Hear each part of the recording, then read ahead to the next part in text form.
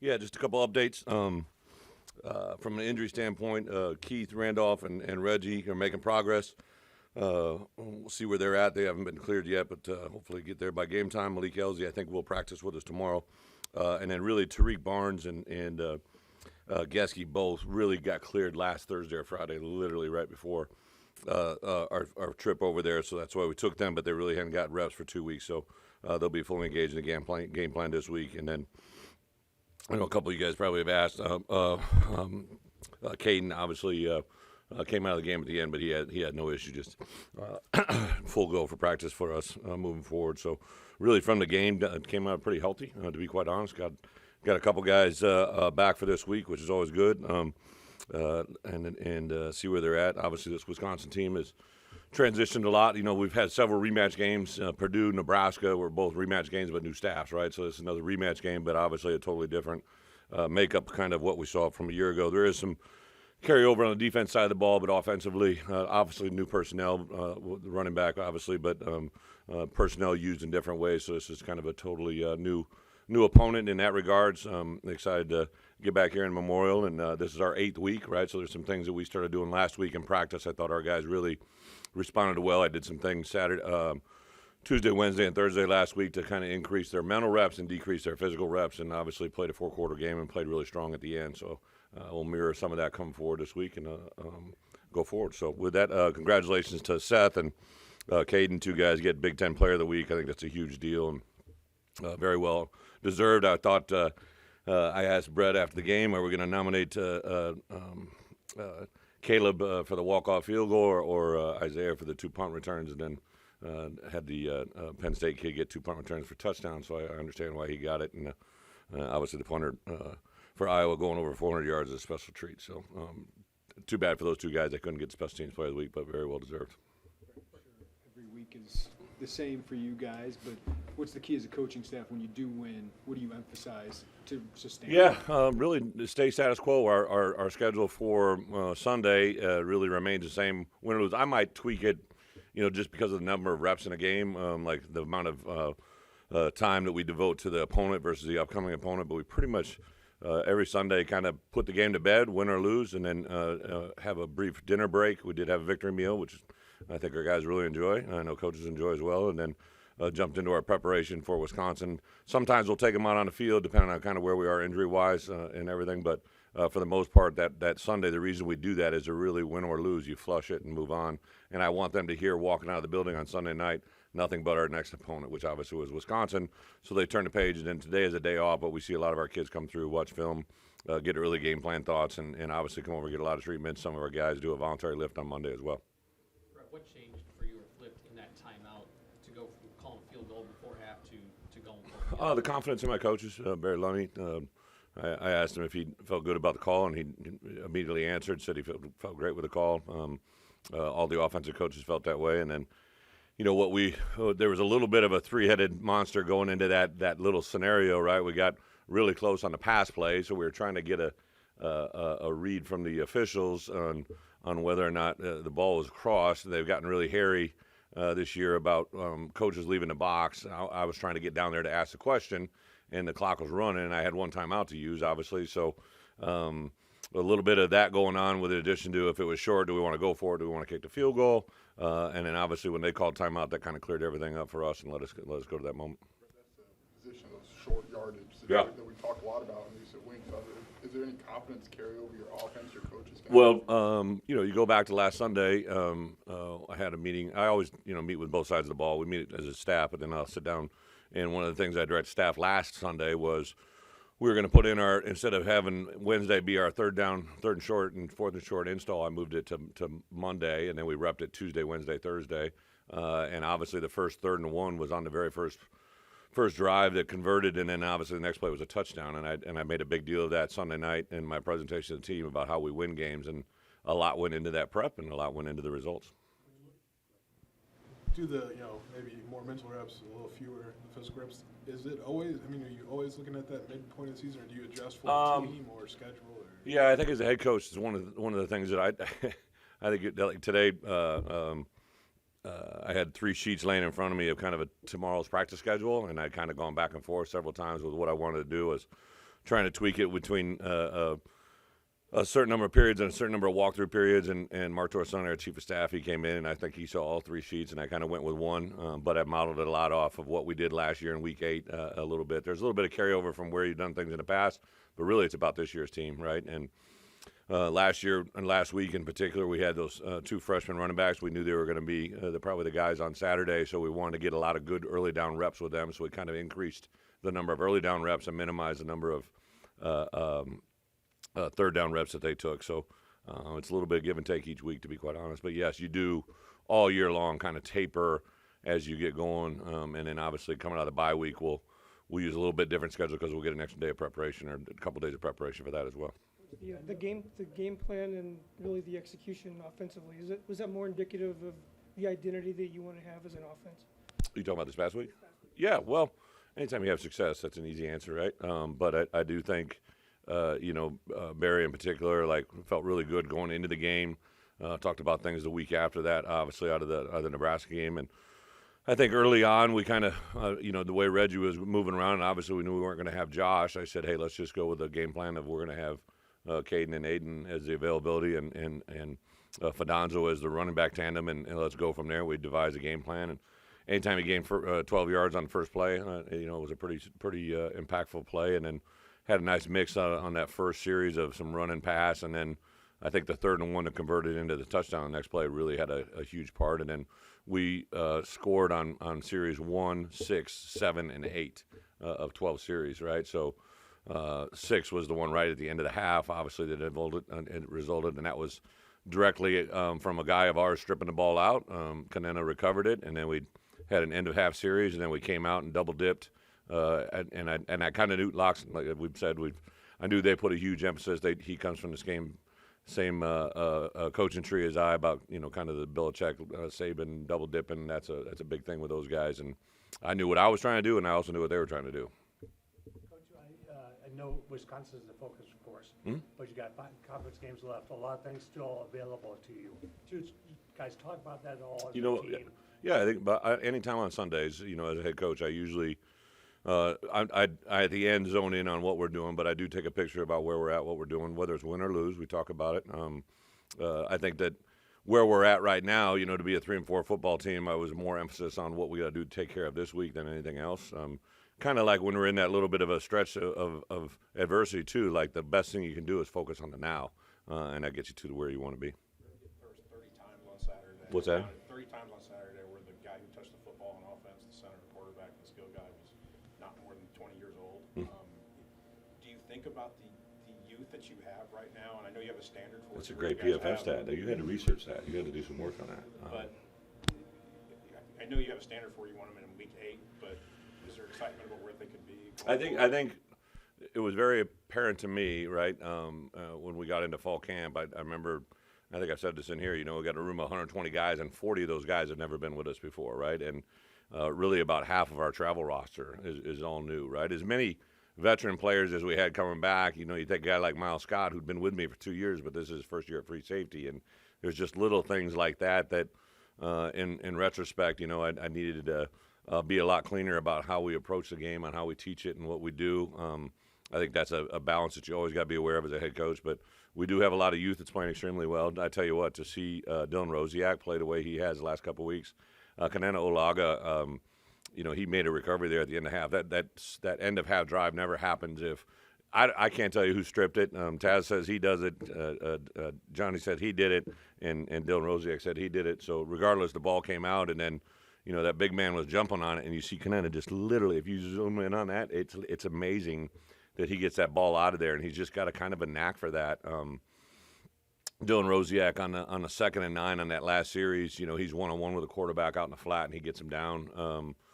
There's a play, when they threw to the quarterback on kind of the reverse throwback there. I remember somebody on the headset goes, "It's wide open," and I said, "Miles is there," and Miles took a sideline skinny, which we practiced at probably 6 to 7 times during fall camp, and he just got him down, and 3 plays later, they're punting, So there's so many tangible, fundamental things that our young players are doing well.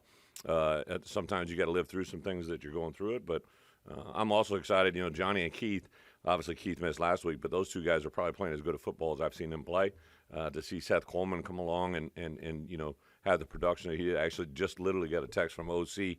I think somebody tweeted it that hadn't been done since OC had done it. So OC he sent that text to me with some wise jokes. It's fun to see the growth of some of these guys continue to get better and better. Alec Bryan is playing really, really well. Gabe had a really good week of practice. I thought he was going to kind of have one of those games. I think when he missed that sack early, that kind of frustrated him a little bit. He's so bound up. But Gabe is really, truly playing pretty good against the run, better than he's ever played. Not the production, but that stuff will come. You had talked in the past about replacing voices from last year's team, and I'm just wondering how Casey Washington in particular has stepped into that. I would say that he's probably one of the most, in my opinion, shining examples of someone that's really literally came from when we started here. Well, obviously he left and came back, but my first year, he's battling out some PT time with Hightower a little bit, and there was kind of some going back and forth. And, I really thought last spring his game really took a big jump. And I began to talk to him about, hey, you've been through this a lot. Why don't you continue to express your voice? Because he's very intelligent, very well-spoken. Mom and dad have raised a great kid, like just really and then it was interesting on Sunday. Like most of the time for me, I always tell our coaches and I tell our players, I coach with my back to the bench, right? So that's a purposeful thing that I do, that I've done that my entire career. I don't turn around much. When I turn around, it's to speak and say something. But most of the time I keep my back to the bench because I have a coach. My responsibility, I think, is to manage the game. Like I can't imagine these coaches that don't wear headsets or don't stay engaged with what's going on, because I literally, click over and tell defensive things that are going on offense, vice versa. So it's very seldom as a head coach you get to turn around. Obviously during breaks there's a difference. But I said, hey, is there any voices on Sunday, that anybody would like to talk about or be out? And literally like 3 or 4 of my coaches, both sides of the ball at the same time, said Casey Washington was unbelievable. And you can just see the confidence ooze out of him. There's a connection between him and Luke.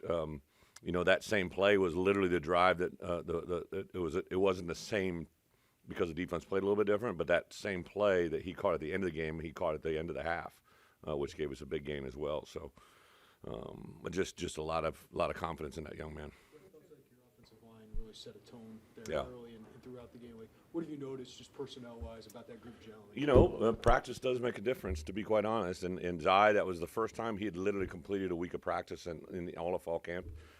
Zai probably played his best game that he's played since he's been here. So for him to take a step forward, Julian's always played pretty good. Hunter, got better. I do think Geske will be back with us this week. Josh made a noticeable improvement from the last game to this game. So, yeah, there's definitely some positives that are coming forward. And I think, Isaiah Adams, every game he gets at right tackle is just making him improve. So we worked Tanner Arkin. I'm sure you saw that in the mix a little bit, and he was a nice addition in our 12 personnel and then 13 as well. So, we're getting some new faces in there and doing a good job. Barry said, he didn't have the percentage off the top of his head. Yeah. If you get it, pretty good chance you're going to win. Yeah, if you double dip, and really, if you just think about the pure math of it, like if you think about different football games you've either watched or been a part of, and if the offense scores 2 times without the defense going on the field, it's usually a turnover, a sudden change, right? That's how it normally happens. People don't notice it much, and because there's a halftime and a band in between, and a trip to the soda stand, right? But that's exactly what happens if you watch a game where an offense scores, and before the other offense takes the field, you get another score. It usually changes the momentum of a game, and that's kind of what it is. Zach Tuckley left the game. Do you know what his status is? Oh yeah, Zach. His was a chest. All the X-rays are negative. He's just a little bit sore, but we do expect him to be back out there. If not this week, he'll be back after the bye week. For you personally, heading into a Wisconsin game, is there still any emotion, or is it different now that you've kind of got the reunions out of the way? For me, with Wisconsin coming here, there's always, it was 9 years of my life. I got married in Madison. I have a lot of coaches that are on that staff that are not so much now, but there are always going to be those things. But it literally vanished as soon as I left there. Like I'd been through it before a couple other times. So just have Luke and I have known each other for a long time. I have a lot of respect for him. Don't know a lot of his coaches, but obviously a guy that has built a lot of tradition. What he did at Cincinnati, he's continued forward there. So just a lot of respect more than anything. Keith on Saturday. What's that? Without Keith on Saturday, what did you get out of your defensive line? Yeah, I thought Johnny, he kind of took into that role, played him kind of in that position. Bryce Barnes did a nice job. I thought Sid McConnell has just continued to really get a lot better every time. Denzel Daxon, another guy showed up. Alex Bray.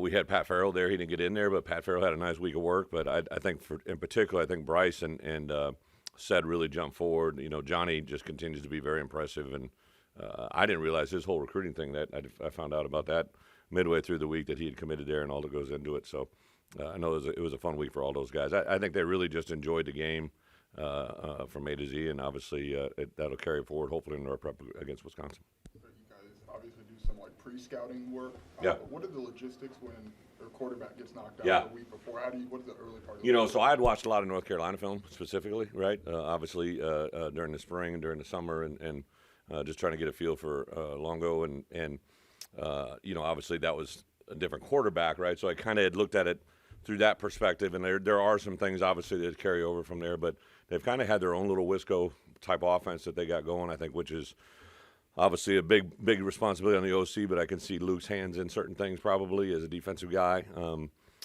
Their quarterback that came in the game, obviously he's a new quarterback, but he's had, experience, and he also, got entire second half, he's got a good feel for the game. Obviously with the running backs, when they're running the way they have, that takes a lot of pressure off them, and I think they're very good up front, and on the perimeter they got some choices. So, but I think anytime you're breaking a new quarterback, there's going to be that get to know you period that I think as coaches we have to prepare really for everything, because they haven't really showed what they can do. I think he moves really well, better than I thought, he moves better than I had hoped, I guess, and creates threats in that ball game as well. How is the run game different in this offense, and what's the challenge of Braylon Allen? Yeah, you mean from what they've been? Yeah. Well, it's just totally different. It's 11. It's a lot. They have smaller personnel on the field, but a lot of the same concepts: inside, outside zone. Do some pin pull and some stuff that just still carries over. I think offensively, you've literally seen them kind of change and evolve during the course of the year. Now, anytime you play Iowa, they're a little different, right? They present such a challenge defensively. Sometimes the game plan that you see against Iowa can't carry forward to a lot of what they do. Iowa plays a lot of quarters and plays a 4-down front, which, for us, there's not a lot of carryover into the look. But obviously the Purdue game is a good one for us to take a peek at, and there's some carryover there as well, and even Washington State in some games earlier in the year. I guess Aaron talked about what he's able to do on third down when it's 3rd and 6, 3rd and 7. I guess, what do you notice out of him as a play caller, just the way your defense can execute? Yeah, and so, I've had a lot of defense coordinators. I think, I don't know how many I've had now, but, guys that become head coaches, Charlie Partridge, Chris Ash, Dave Dorn, and obviously Ryan. So I've known Aaron in such a different capacity, right? Like, so he literally came in my office last night, I believe, like 10:30 or so, and I had like 30 plays I wanted to show him or whatever. We went through the game, and all of a sudden I look at the clock and it's 12:30, right? And like you guys said up here, he can just go, right? Like, because it's when I have an edit I want to watch with him, I like watching it with just he and I, right? Because I like I've been trying to grow him, like one of the things that I really like to do is with young new coordinators is kind of, grow them, work them, and from a defensive point of view, it's a little bit different than offense, but he can really go, right? Like, he can really talk, and like, so it takes us, 2 hours to get through a 30-play edit, right? Because we end up talking about it goes in this direction. But what I've noticed out of him, a play caller, his directness, his assertiveness. We changed some things around last week. I took Andy Boo out of the box and put him on the field, and I took Antonio and Grant Morgan, who's a very talented young coach, and put him upstairs. And Andy had been on the field 2 years in a row. Kevin had always been upstairs, right? And I wanted to see things in the back end. I thought Antonio, and he gave great insight. Antonio and Aaron, they've played together, right? So they have a connection. So I really like the way our staff is evolving defensively and getting to know our players. We've made some adaptations, some of the things that we do well, some of the things we haven't done well, taking advantage of some personnel, but also not allowing them to take advantage of our personnel, like, is a big part. I think one of the things defensively you really have to be aware of more than anything is all offensive coaches look for your weakest links, right? They want to look for things they feel they can attack, and when they're doing that, you have to take notice of that because that's what they see, right? It doesn't matter what we see. I always tell them, you always got to look at it from an opponent point of view. What are they telling you your issues are, and that's what we really hone in on.